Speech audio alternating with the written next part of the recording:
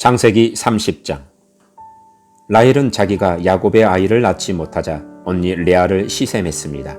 라헬이 야곱에게 말했습니다. 나에게도 아이를 주세요. 그렇지 않으면 죽어버리겠어요. 야곱이 라헬에게 크게 화를 내며 말했습니다. 아이를 낳을 수 없게 하신 분은 하나님이신데 나더러 어떻게 하란 말이요? 내가 하나님을 대신하란 말이요? 라헬이 말했습니다. 여기 제 몸종 빌하가 있으니 빌하와 함께 주무세요. 그래서 빌하를 통해 나도 아이를 가질 수 있게 해주세요. 그녀가 아이를 낳아 내 무릎 위에 놓아줄 것입니다. 라헬은 자기 몸종 빌하를 야곱의 아내로 주었습니다. 야곱은 빌하와 함께 잤습니다. 빌하가 임신을 해서 야곱에게 아들을 낳아 주었습니다. 라헬이 말했습니다. 하나님께서 나의 억울함을 풀어주셨다. 하나님께서 내 기도를 들어주셔서 나에게 아들을 주셨다. 그래서 라헬은 그 아들의 이름을 단이라고 지었습니다. 빌하가 다시 임신을 해서 야곱에게 둘째 아들을 낳아 주었습니다. 라헬이 말했습니다. 내가 언니와 크게 겨루어 이기고야 말았다. 그래서 라헬은 그 아들의 이름을 납달리라고 지었습니다. 레아는 자기가 아이를 더 낳지 못하게 된 것을 알고 자기 몸종 실바를 야곱에게 아내로 주었습니다. 그래서 실바에게도 아들이 생겼습니다. 레아가 말했습니다. 나는 운이 좋다. 그래서 레아는 그 아들의 이름을 가시라고 지었습니다. 레아의 몸종 실바가 아들을 또 낳았습니다. 레아가 말했습니다. 나는 행복하다. 이제는 여자들이 나를 행복한 사람이라고 부르겠지. 그래서 레아는 그 아들의 이름을 아셀이라고 지었습니다. 보리를 거두어 드릴 무렵에 루벤이 들판에 나갔다가 합 한 채를 발견해서 자기 어머니 레아에게 가져다 주었습니다. 그러자 라헬이 레아에게 말했습니다. 언니, 아들이 가져온 합 한 채를 나에게도 조금 줘요. 레아가 대답했습니다.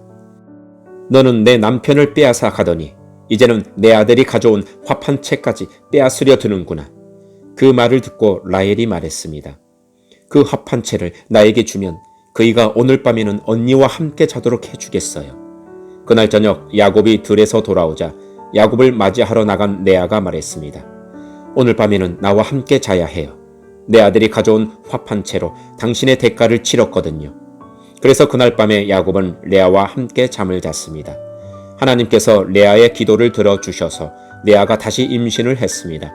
레아는 야곱의 다섯째 아들을 낳았습니다. 레아가 말했습니다.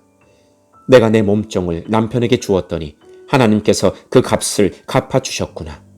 그래서 레아는 그 아들의 이름을 이사갈이라고 지었습니다. 레아가 또 임신을 하여 야곱에게 여섯째 아들을 낳아 주었습니다. 레아가 말했습니다. 하나님께서 나에게 좋은 선물을 주셨다. 내가 여섯째 아들을 낳았으니 이제는 남편이 나를 존중해 주겠지. 그래서 레아는 그 아들의 이름을 스불론이라고 지었습니다. 그 후에 레아는 아들을 낳고 이름을 디나라고 지었습니다. 하나님께서 라헬을 기억하시고 라헬의 기도를 들어주셔서 라헬도 아이를 낳을 수 있게 해주셨습니다. 라헬이 임신을 해서 아들을 낳았습니다. 라헬이 말했습니다. 하나님께서 나의 부끄러움을 없애주셨다. 라헬은 하나님께서 나에게 아들을 더 주셨으면 좋겠다 라고 말하면서 그 아들의 이름을 요셉이라고 지었습니다. 요셉이 태어난 후에 야곱이 라반에게 말했습니다.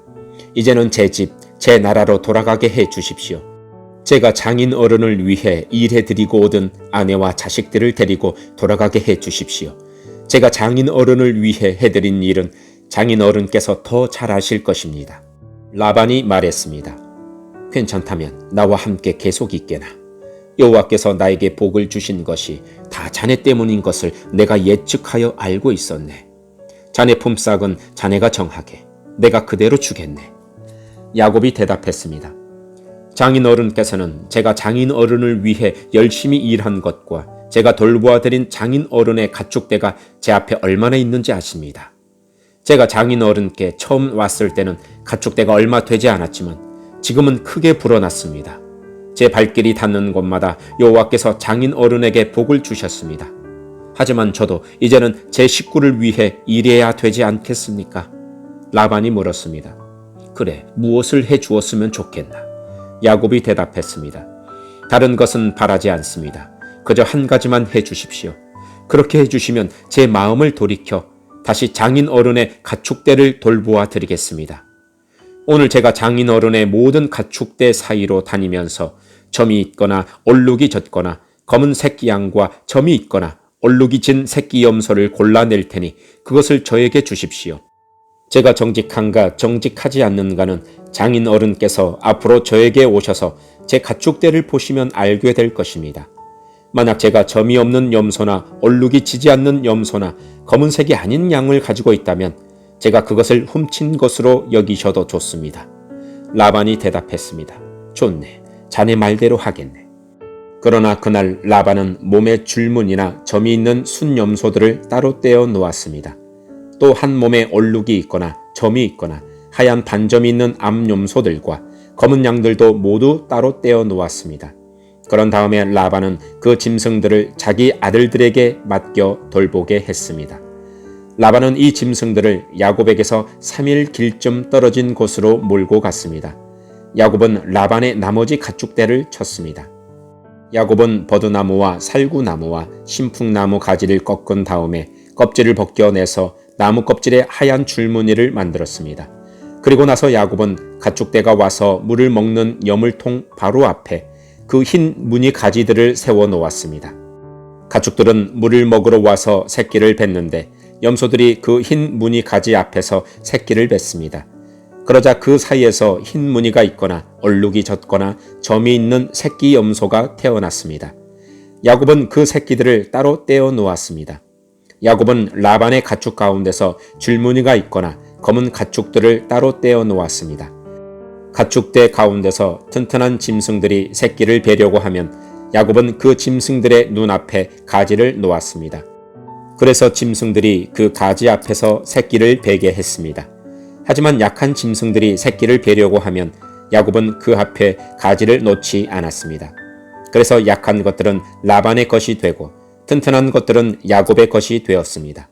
이렇게 해서 야곱은 큰 부자가 되었습니다. 야곱은 가축대와 남종과 여종 그리고 낙타와 나귀를 많이 가지게 되었습니다. 아멘.